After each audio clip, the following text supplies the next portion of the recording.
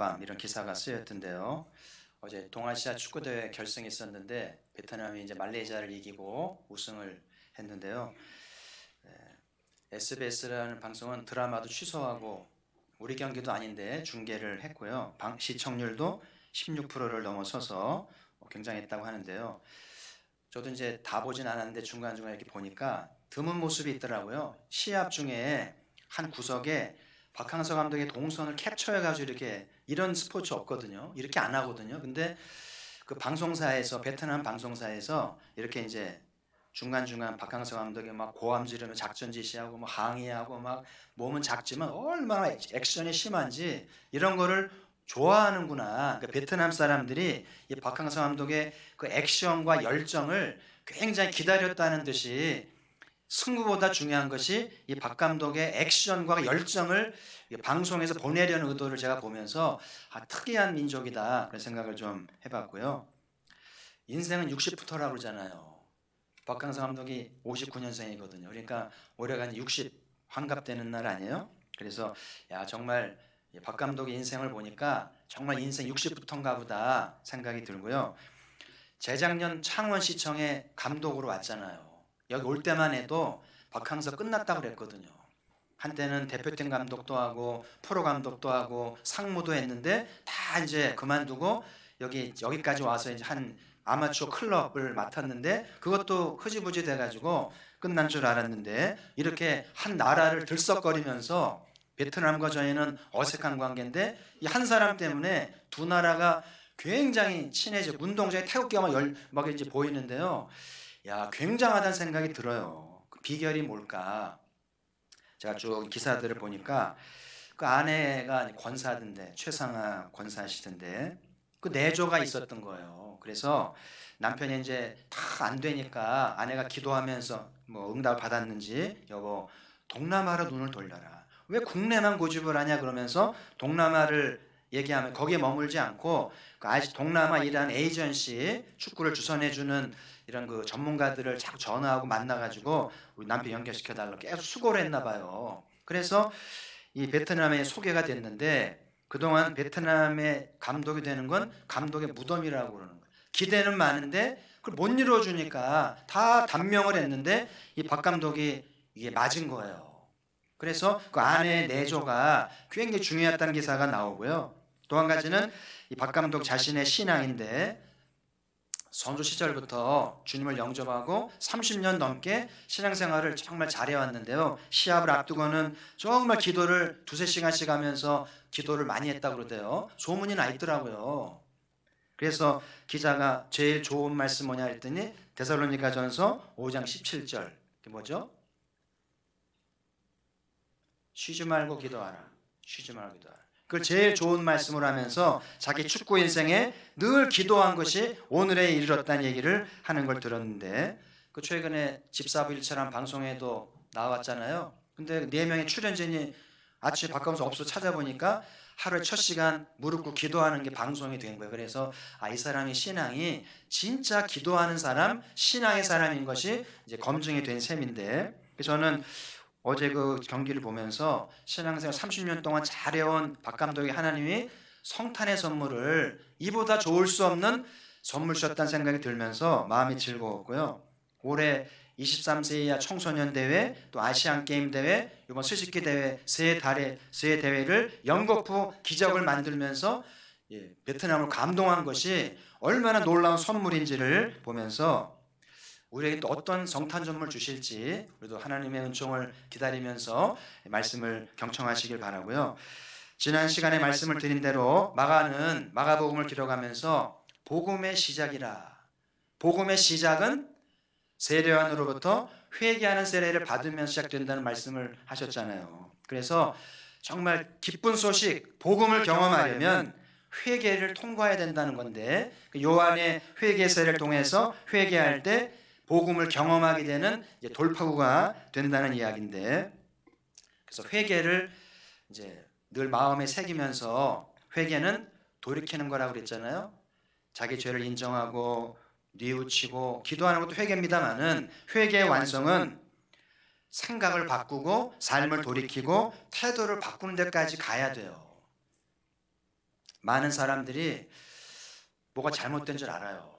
집안도, 직장도, 내 인생도 뭔가 문제가 있다는 걸 알면서도 왜 돌이키지 못냐면 두려운 거예요.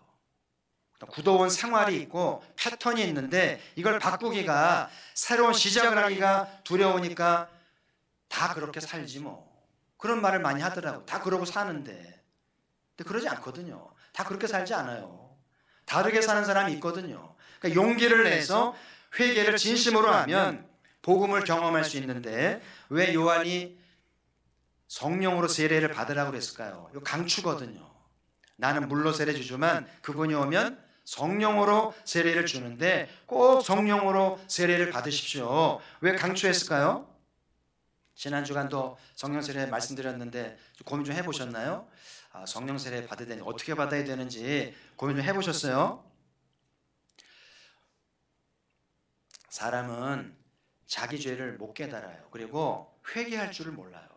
그래서 성령님의 도움을 받아야만, 성령의 감동하시고 성령님 도와주셔야만 참회가 되기 때문에 성령 세례를 받으라는 것이거든요. 그래서 아무쪼록 이번 성탄절에 우리도 놀라운 성탄의 선물을 받기 위해서 회개의 시간을 통과하면서 성령님의 도움을 받아서 기필코 세례받고 거듭나기를 주의 이름으로 축복합니다. 자, 오늘 예수님께서 이제 바리새인들과 대화를 하는 장면인데, 사계명에 대한 대화였어요. 그러니까 바리새인들이 복음을 경험하게 하는 그 통로가 사계명인 걸 아셨고, 복음을 경험하지 못하는 장애물이 사계명이었다는 걸 주님이 아셨기 때문에 2장과 3장에 걸쳐서 이 말씀을 하셨다고 봐야 되겠고요. 유대인들은 참 열심히 사계명 지켰거든요. 그런데 기쁨이 없어요.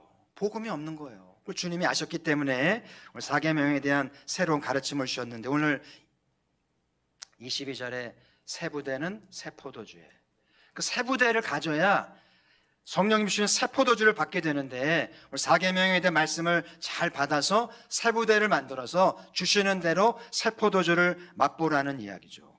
오늘 본문에 보면 바리새인이 사계명을 지키는 장면이 나오는데 24절 그런 대목 나오죠. 안식일에 왜 하지 못할 일을 합니까? 이런 대목 나오죠.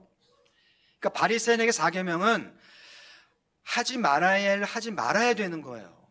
그런데 제자들을 보니까 길을 가다가 두 손을 이렇게 비벼가지고 미리삭을 열매를 먹었거든요. 이게 하지 말아야 되는 건데 왜 하냐는 거예요. 그러니까 유대인들은 이 사계명을 구체적인 조항을 만들어서 이제 지키게 해놨는데, 두 손으로 노동하지 말아야 돼요. 이날은 두 손으로. 여자들이 화장할 때 두 손 해야 되잖아요. 그죠? 하나는 뭐 컴팩트 들고 하나는 찍어 바르려면 화장하면 안 되는 거예요. 주일날은, 안식일은. 그리고 장봐도 안 되고요. 기름 넣어도 안 되고요. 기름도 두 손 써야 되니까 안 되고요. 공부는 물론이고 출근 말도 안 되는 거고요. 철저히 지킵니다. 그 사람들의 눈에는 두 손으로 제자들이 뭐 이렇게 하는 것 자체가 말도 안 되는 거였다는 거잖아요. 안식일만이 아니고 10가지의 계명을 613개로 세부 조항을 만들어서 해야 할 것과 하지 말을 것을 만들었는데, 기억하기도 좋게 1년 365일, 365개는 하지 말 것이고 248개는 할 것을 만들어 놓고 거기에 매여 사는 거예요. 이렇게 하는 것이 잘 믿는 걸로 생각을 했는데, 한편으로는 대단하죠. 참 숭성스럽고요. 대단합니다. 근데 한편으로는 안타깝죠. 그게 하나님의 뜻이 아닌데 안쓰러운 거예요. 예수님께서 그러잖아요. 수고가 무거운 짐진 자들아 다 내게로 오라. 여기 수고가 무거운 짐자가 누구겠어요? 613가지의 조항을 짊어지고 그 지키려고 몸부림치는 그 무거운 짐진 바리새인들을 오라고 한 거예요. 613개 다 내려놓고 내게로 와서 쉼을 얻어야 안식이 있다는 거예요. 그래서 오늘 주님이 사계명에 대한 가르침을 잘 받으시고 우리에게 있는 613가지에 다 내려놓을 수 있다면, 그리고 주의 말씀을 잘 받을 수 있다면 안식을 경험하고 복음을 경험하게 될 줄 믿습니다. 자, 첫 번째는 사람이 우선입니다. 예수님에게 안식일은 무엇을 하느냐 뭘 하지 말아야냐가 중요한 게 아니고, 더 중요한 것은 사람의 생명, 사람의 안전, 사람의 건강, 이게 중요한 거예요. 생명을 위해서라면 하지 말아야 할 것 할 수 있는 거예요. 예수님의 안식일입니다.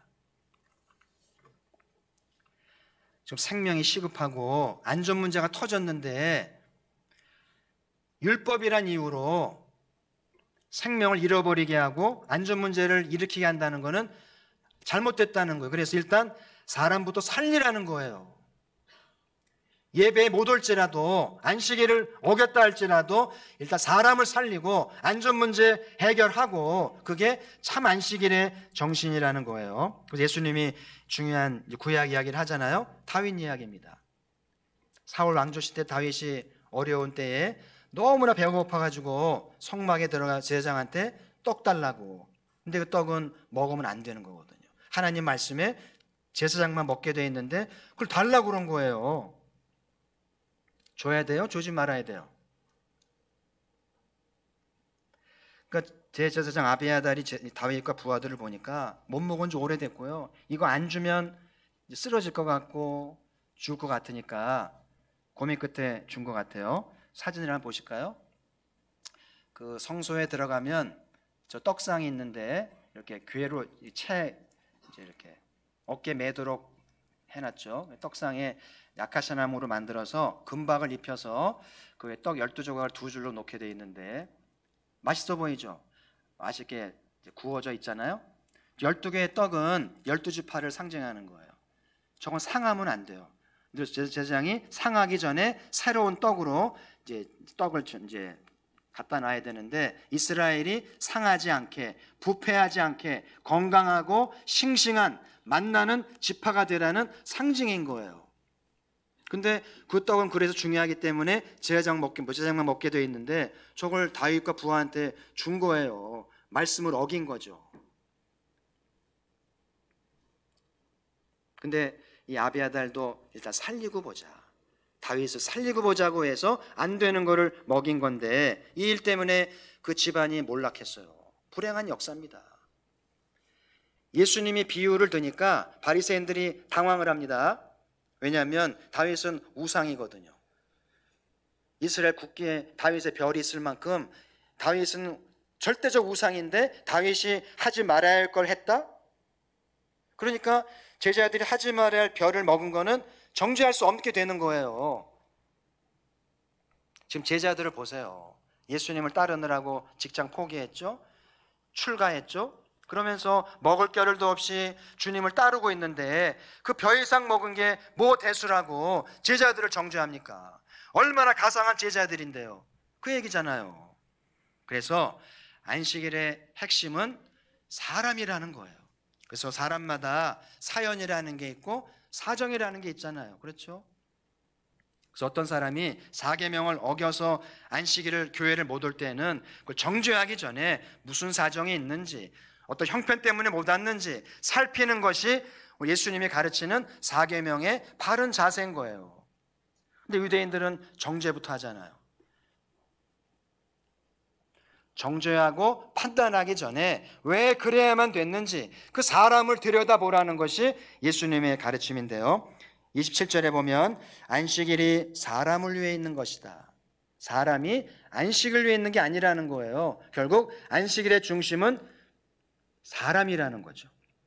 그래서 여러분, 마가가 전하는 복음을 경험하려면 돼 안 돼 신앙, 해 하지 마 신앙을 벗어나야 돼요. 그리고 사람을 볼 줄 알아야 이제 복음을 경험하게 되는데, 왜 가족의 기쁨이 없을까요? 왜 직장 생활과 교회 생활에 기쁨이 없을까요? 대부분의 사람이 돼 안 돼에 매여 있어요. 엄마 해도 돼? 안 돼. 여보 해도 돼? 안 돼. 기쁨이 없어요. 진짜 안식은 자유를 줘야 돼요. 10살 넘었으면 수술할 수 있다고 보고 다 돼. 네가 판단하고 네가 선택해. 그래야 즐거움이 있는데 자꾸 안 된다고 그러고 하지 말라고 그러고 가로막으니까 기쁨이 있겠어요? 우리 예수님의 안식일의 포인트는 사람이 중심인 거예요. 그래서 사람의 마음을 들여다보고 그 사정을 헤아려서 자유를 줄 때 진정한 안식이 있다는 거예요. 자, 사계명을 좀 더 들여다보시죠. 자, 신명기 5장 14절 우리 같이 읽어보시죠. 시작. 일곱째 날은 내 하나님 여호와의 안식일인즉 즉 너나 내 아들이나 내 딸이나 내 남종이나 내 여종이나 내 소나 내 낙이나 내 모든 가축이나 내 문 안에 유하는 객이라도 아무 일도 하지 못하게 하고 내 남종이나 내 여종에게 너같이 안식하게 할지니라. 아멘. 그러니까 바리새인들은 요 계명을 지키는데 그 뒤에 나오잖아요. 아무 일도 하지 못하고, 요게 꽂힌 거예요. 여기 꽂힌 거예요. 아무 일도 하지 못하게 해서 두 손으로 하면서 금해버린 거예요. 근데 이 말씀의 포인트는 거기에 있지 않고 앞부분에 있는 거예요.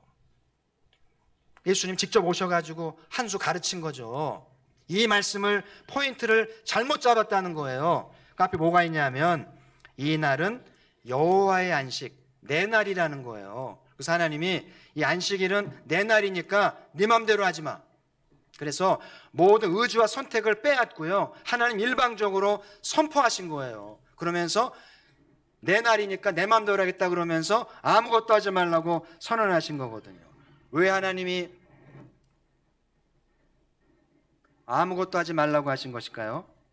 여기 하나님의 깊은 의도가 있어요. 여기 보세요. 저도 여기 보게 되네 자꾸. 하나님이 이렇게 선포해서 강권적으로 하지 말라고 하지 않으면 사람은요 또 하거든요. 우리 민족도 보세요. 쉬는 꼴을 못 보잖아요. 애들 노는 꼴을 못 보잖아요. 남편 쉬는 꼴을 못 보잖아요. 그걸 아셨기 때문에 하나님이 이거 내 날이니까 내 뜻대로 할 거야 그러면서 아무것도 못하게 하신 거예요. 우리는 좀 더 열심히 하려고 그러고 좀 더 돈 벌려고 하고 좀 더 단어 하나 외우려고 하고 악착같이 살잖아요. 그래서 돈도 법니다. 공부도 잘합니다. 그 어쨌든 됩니까? 그 결과가 무엇입니까? 돈은 좀 벌었는데 공부는 좀 잘했는데 건강을 잃어버려요. 그래서 기껏 어렵게 번 돈 병원에 다 갖다 바칩니다. 그래도 마이너스 카드까지 쓰잖아요. 그리고 가족관계 멀어져 버렸어요. 악착같이 사는 동안에 배우자 마음이 멀어지고 애들 마음 멀어지고 가족이 붕괴됩니다. 돌이킬 수 없어요. 신앙 겨우겨우 명맥 유지하다가 다 까먹습니다. 그 하나님이 왜 일방적으로 아무것도 못하게 하신 것일까? 이렇게라도 해야 쉬니까. 그래서 가족을 좀 챙기고 건강 좀 챙기고 신앙 좀 챙기고 그렇게 해야 하는 걸 아셨기 때문인 거예요. 자, 또 한 가지 오늘 본문에 보면 여러 인격체가 나오잖아요. 너가 나오고 아들과 딸이 나오고. 본문 한번 다시 보여주시겠어요? 다시 안 돌아오나요? 둘째 줄에 보시면 너가 나오죠. 우리 본인이 나오고 아들과 딸이 나오고요, 남종과 여종이 나오고, 이거 오늘날 직원을 말하는 거예요. 그리고 여러 짐승들이 나오잖아요. 하나님의 관심은 너뿐 아니라 자식들과 직원들과 모든 생명체가 더불어서 안식을 누리면서 좋은 관계를 가지라는 것이 아무것도 하지 말라는 주님의 의도예요. 그러니까 아무것도 하지 말라는 것은 뒷짐족이라는 게 아니라 이 모든 관계를 잘 화목하게 하시려고 열심히 움직이라는 거거든요. 가족관계 만들고 사람과의 관계 만들어서 화목하게 해서 더불어 쉼을 누리라는 것이 주님의 의도인데 앞에 다 잘라버리고 이러고 있으니까 그게 안식이 아니라는 거예요. 그래서 하나님이 사계명을 주신 의도는 우리를 위한 거예요. 강제적으로라도 쉬게 하시면서 회복되게 하시고 모든 가족관계, 모든 이웃관계가 회복되기를 기대하신 거예요. 이 은혜가 있기를 주의 이름으로 축복합니다. 자, 두 번째 주님의 가르침은 인자는 안식일의 주인인데요, 마지막 절에 보시면 그러므로 인자는 안식일의 주인입니다. 한번 따라 합시다. 인자는 안식일에도 주인이니라. 오늘 다 잊어버리시더라도 이 한 짧은 한 구절 마음에 꼭 담으시고요, 꼭 받으실 수 있다면 좋겠어요. 주인이란 말이 뭘까요? 안식일에도 주인이니라. 주인이라는 말은 창조주란 뜻이에요. 창조주, 온 열방과 우주의 창조주, 주인이시란 이야기죠. 여기 안식일은 7일 동안의 하루를 말하잖아요. 안식일에 도라는 말은 남은 6일, 남은 평일도 내가 주인이야. 월화수목금토 내가 주인이고 일곱째 날 안식일도 내가 주인이야.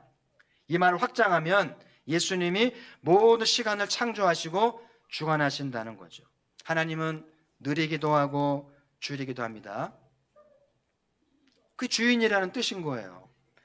그래서 어거스틴이 이런 고백을 남겼잖아요. 내가 주 안에서 안식을 얻기까지는 진정한 안식을 얻지 못했노라.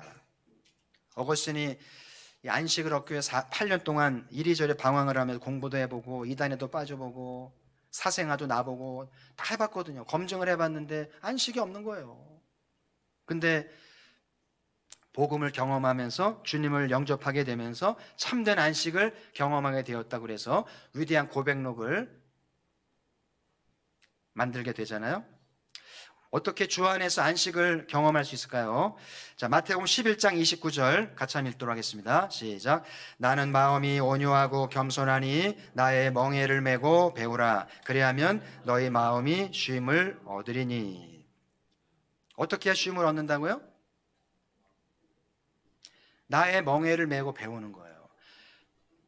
610살까지 짐을 짊어지고 지킨다고 되는 것도 아니고 아무것도 안 한다고 되는 것도 아니고 적극적으로 멍에를 메는 마음으로 주님을 배우는 만큼 쉼을 얻는다는 것을 말씀하셨잖아요. 그래서 여러분, 이왕 교회에 발을 들여놓았으면 예배드리는 걸 만족하지 말고 이분이 정말 주인인지 내 삶을 맡길 만한지 좀 배워보시고 따져보시고 판단하라는 거예요. 주님이 무슨 가르침을 주셨는지, 어떻게 살다 가셨는지, 주님의 비전은 무엇이었는지 배우라는 거예요. 제대로 배우면 배운 만큼 마음의 쉼을 얻는다는 것이죠. 예수님이 왜 성육신하셨을까요? 왜 예수님이 십자가에 순환을 당하신 것일까요? 쉼을 주려는 거예요. 진정한 쉼을 주셔서 사람답게 살고 누리게 하시려는 하나님의 의도인 거예요. 아멘. 그래서 오늘 인자는 안식일에도 주인이니라. 예수님이 주인이면 우리는 뭐예요? 여러분, 주님과 무슨 관계예요? 예수님이 주인이라고 하시는데 이거 받아들이신 거예요?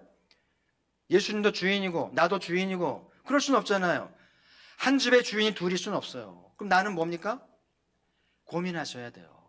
내 삶의 주인은 누구인가? 고민하셔야 돼요. 예수님을 영접한다는 두 가지 차원이 있는데 이걸 잘 들으셔야 돼요. 하나는 구원의 문제가 있어요. 우리 사람은 종교 생활하고 적선을 하고 반듯하게 살고 정의를 외치고 구원할 수 없어요. 중이 제 머리 못 깎는다 그러잖아요. 자기를 구원할 수 없어요. 물에 빠진 사람은 자기 혼자 살아남을 수 없어요. 누군가가 구명정을 던지든지 밧줄을 던져야 되잖아요. 우리는 스스로 자기를 구원할 수 없어요. 그럼 천국 갈 수 있어요? 우주선을 타면 됩니까? 안 돼요. 예수님만을 통해서만 갈 수 있어요. 십자가를 통해서만 우리의 구원의 문제 해결되는 줄 믿습니다. 그래, 주인이 되셔야 되는 거고요. 또 하나가 있어요. 여기서 머물면 안 돼요. 또 하나는 예수님이 주인이라는 것은 내 구원의 문제만이 아니라 내 모든 삶의 문제도 주인이시라는 거예요. 무슨 문제가 있어요? 자식 문제, 결혼 문제, 직장 문제, 집안 문제, 경제 문제 속에 살잖아요. 벅찹니다. 해결 안 돼요. 애는 쓰는데 해결할 수 없어요. 그래서 예수님이 내 삶의 문제도 주인 되셔야 된다는 거예요. 깨달으셔서 우리 이 아침에 주님을 영접할 수 있다면 내 삶의 모든 문제를 주인께서 응답하시는 줄 믿습니다. 예수님 십자가에서 다 이루셨다고 그랬잖아요. 그렇죠? 구원의 문제만이 아니라 내 삶의 모든 문제까지도 다 이루셨다는 것이 말씀하신 것이잖아요. 우리 계획하는 게 있고 추진하는 게 있고 달성하려는 것이 있고 희망사항도 있고 꿈도 있잖아요. 잘 될까요? 잘 되겠습니까? 잘 모르죠. 잘 되면 좋겠는데 모르잖아요. 잘 되는 게 좋고 할 걸까요? 잘 되는 게 맞기는 해요. 몰라요. 예수님이 십자가에서 내 삶의 문제까지 다 이루셨다는 걸 믿을 수만 있다면 자유함을 얻고 쉼을 얻을 텐데 내가 몸부림친다고 되는 게 아니에요. 노력은 해야죠. 최선은 다해야 되죠. 그렇다고 결과가 주어지진 않아요. 세상이 경쟁이 심하고요. 불확실합니다. 그래서 예수님을 영접해야 돼. 그래야 스트레스에서 자유하고 시간의 쫓겨내서부터 자유하게 돼요. 그 사람들이 희비에 엇갈리고 성패에 울고 웃잖아요.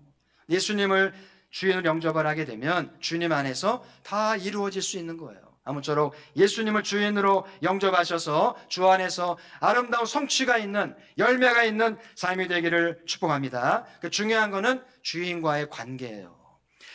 내가 얼마큼 열심히 사느냐가 아니라 예수님과의 관계가 분명해야 된다는 거예요.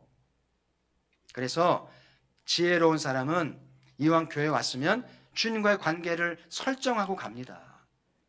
한번 따라합시다. 예수님은 내 삶의 주인이십니다. 자꾸 고백하세요. 예수님 주인이잖아요. 그러면서 여러분의 자녀 문제 맡겨보세요. 여러분의 경제 문제, 집안 문제, 건강 문제 다 맡겨보세요. 평안을 얻고 쉼을 얻고 주님이 일하신다는 사실이에요. 그래서 오늘 예수님의 사계명에 대해서 새로운 가르침을 나눠드렸는데요. 한 가지는 안식일의 포인트는 사람 중심이에요. 사람의 눈을 떠야 됩니다. 일보다 중요한 거는 사람이 일을 얼마나 잘했느냐, 교회 왔느냐가 중요한 게 아니라 그 사람의 사정과 그 사람의 마음을 헤아리면서 살피는 것이 사계명의 중심이라는 것을 꼭 명심하시고, 안식일은 사람을 살리려는 거예요. 부부 사이에 서로를 좀 봐야 돼요.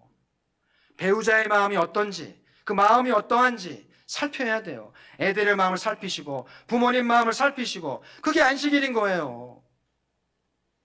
하나님이 일방적으로 아무것도 하지 말라고 하신 것은 우리를 위한 거를 기억하세요. 하나님 만족을 위한 게 아니라 우리를 위한 거예요. 그래서 쉬어야 돼요.